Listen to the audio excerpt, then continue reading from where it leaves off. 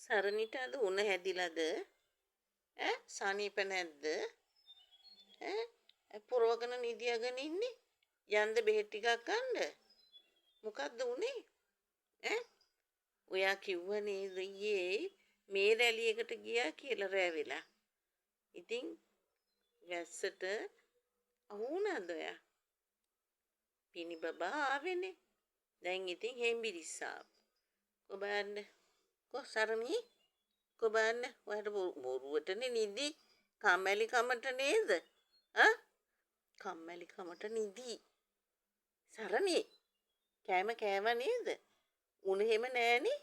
ඈ කාගෙත් එක්කද ගියේ හොඳ පක්ෂයක් හම්බුණාද? අපෝ කවුරුත් වැඩක් නෑනේ. ඔක්කොම එකයි. මං කවුරුත් ඔක්කොගම ගිහිල්ලා බලලා ආම ඔක්කොම රැස්වීම වලට.